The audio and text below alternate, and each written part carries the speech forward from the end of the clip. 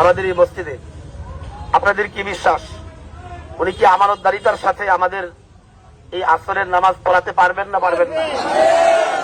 এই নামাজটা কি আমরা 5 বছরের কোন আমানত তার কাছে দেওয়া না আমাদের অনন্ত জীবনের আমানত নামাজ তার কাছে নিরাপদ?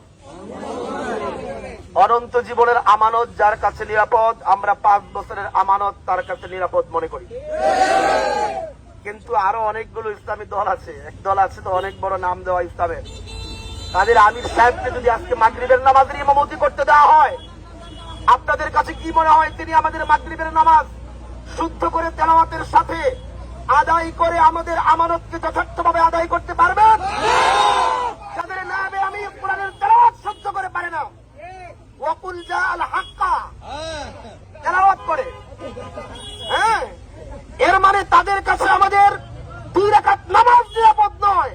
তারা আমেরিকার কাছে গিয়ে ধর্ণা দিয়ে ক্ষমতায় আসতে চায়, নাম দেয় ইসলামের, এরকম গাদ্দার ইসলাম আমরা বাংলাদেশে দেখতে চাই না। আমরা দেখেছি 54 বছর ধরে তারা কেউ এককভাবে ক্ষমতা এসেছে, দাঁড়িপাল্লার প্রার্থীরাও জোটের সাথে ক্ষমতা এসেছে। আমাদের সব প্রার্থী দেখা শেষ, এবার হাত পাখার বাংলাদেশ।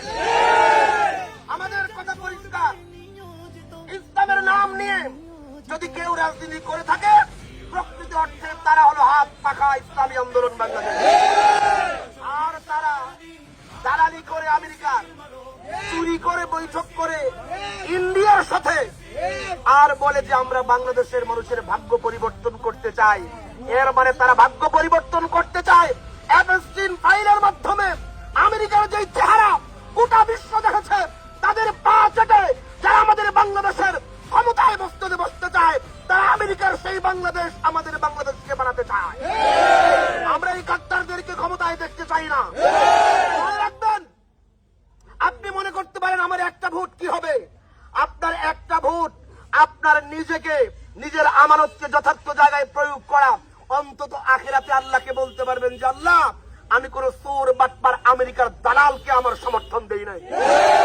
আমার সমর্থন ছিল ইসলামের পক্ষে, আমার সমর্থন ছিল ইসলামকে ক্ষমতায় নেওয়ার পক্ষে।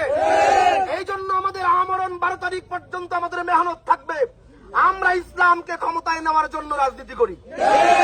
সুতরাং আমাদের একটা ভোটও যদি আমার ভোটে আমাদের সাইফুল্লাহ প্রধান সাহেব নির্বাচিত না হয়, তবু আমার এই ভোটের মূল্য আছে। আমরা এটা রাখবো তো ইনশাআল্লাহ। আমরা কোন গাদ্দার বাংলাদেশের ভিনদেশী এজেন্ডা বাস্তবায়নকারীদেরকে আমরা এই বাংলাদেশে প্রতিষ্ঠিত হতে দেব না, দেব ইনশাআল্লাহ। আগামীর বাংলাদেশ হাত পাখার বাংলাদেশ, আগামীর বাংলাদেশ ইসলামের বাংলাদেশ।